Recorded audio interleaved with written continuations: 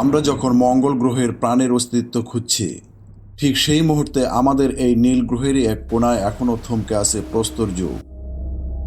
Port Blair থেকে মাত্র 64 kilometre দূরে এমন এক জগৎ আছে যেখানে পা রাখা মানে বুক ঝাঁঝরা হবে বিষাক্ত তীরের বৃষ্টিতে। 2026 সালেও যে দ্বীপের মানুষ আগুন জ্বালাতে জানে না, কিন্তু আধুনিক সভ্যতাকে চ্যালেঞ্জ জানাচ্ছে প্রতিদিন। আজ শুনুন নর্থ সেন্টিনেল আইল্যান্ডের সেই রহস্য যা পৃথিবীর কোনো ম্যাপে নেই। বন্ধুরা, আমরা আমাদের চ্যানেলে পৃথিবীর এমন সব রহস্য নিষিদ্ধ এলাকার ইতিহাস আপনাদের সামনে তুলে ধরি যা সচরাচর কেউ সাহস করে না। আপনি যদি রহস্যপ্রেমী হয়ে থাকেন তবে আমাদের এই চ্যানেলটি এখনই সাবস্ক্রাইব করে বেল আইকনটি চেপে দিন, কারণ আজকের এই ভিডিওটি দেখার পর পৃথিবীর প্রতি আপনার দৃষ্টিভঙ্গি পাল্টে যেতে পারে। চলুন তাহলে শুরু করি। নর্থ সেন্টিনেল আইল্যান্ড কেবল ভারতের একটু কেন্দ্রশাসিত অঞ্চল নয়, ভৌগোলিক অবস্থানে এটি দক্ষিণ পূর্ব এশিয়ার এক কৌশলগত কেন্দ্রবিন্দু। ম্যাপের দিকে তাকালে আপনি শিহরিত হবেন এর আন্তর্জাতিক নৈকট্য দেখে। উত্তর পূর্ব দিকে মিয়ানমারের কোকো আইল্যান্ড থেকে এর দূরত্ব মাত্র 280 কিলোমিটার। পূর্ব দিকে থাইল্যান্ডের রানং শহর থেকে দূরত্ব মাত্র 600 কিলোমিটার। দক্ষিণ দিকে ইন্দোনেশিয়ার সুমাত্রা দ্বীপের দূরত্ব মাত্র 750 কিলোমিটার।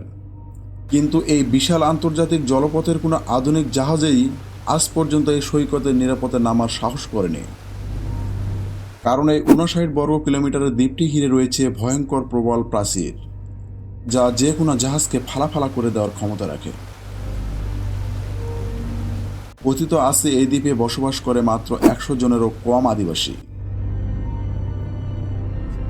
সেন্টিনেলিরা হল প্যালিওলিথিক বা প্রস্তর যুগের শেষ প্রতিনিধি।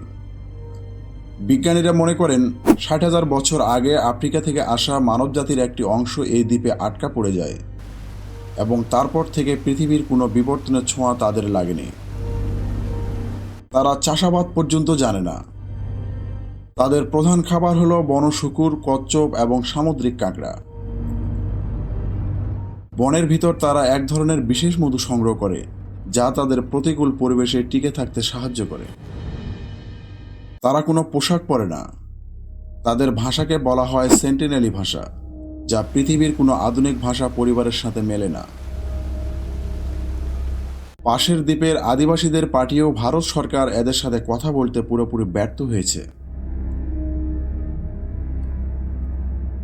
এই দ্বীপের আদিবাসীরা আধুনিক জনজীবন এবং মানুষদের খুব ঘৃণা করে। 1880 সালে British officer Maurice Vidal Portman কৌতূহলবশত এই দ্বীপ থেকে 2 জন বয়স্ক আদিবাসী এবং 4টি শিশুকে অপহরণ করে পোর্ট ব্লেয়ারে নিয়ে যান।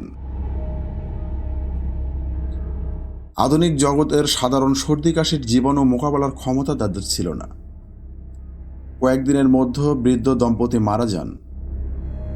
ব্রিটিশরা ঘাবড়ে গিয়ে শিশুদের দ্বীপে ফেরত পাঠায়। সেই শিশুরা যখন ফিরে যায়, তারা হয়তো তাদের পুরো জাতিকে জানিয়েছিল বাইরের জগৎ হচ্ছে একটি মৃত্যুর দূত। সেই থেকে তারা প্রতিটি আগন্তুককে দেখলেই সরাসরি তীর ছোঁড়ে। যারা এখনো চাকা আবিষ্কার করতে পারেনি, সেখানে তারা তীরের মাথায় নিখুঁত লোহার ফলা পায় কোথায়। 1981 সালে এমভি প্রিমরোজ নামের মালবাহী জাহাজ এখানে আটকে যাওয়ার পর সেন্টিনেলিরা সেই ধ্বংসাবশেষ থেকে লোহা সংগ্রহ করতে শেখে।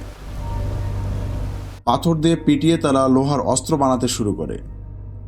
2004 সালে সুনামিতে যখন আধুনিক বিজ্ঞান হার মেনেছিল, তখন এই আদিবাসীরা প্রকৃতির কম্পন অনুভব করে আগেই পাহাড়ের চূড়ায় আশ্রয় নিয়ে বেঁচে গিয়েছিল। 2018 সালে আমেরিকান তরুণ জন অ্যালেন চাও চেয়েছিলেন তাদের সভ্য করতে, কিন্তু তারা চাওয়ের ধর্মের চেয়ে নিজেদের স্বাধীনতাকে বড় মনে করেছে।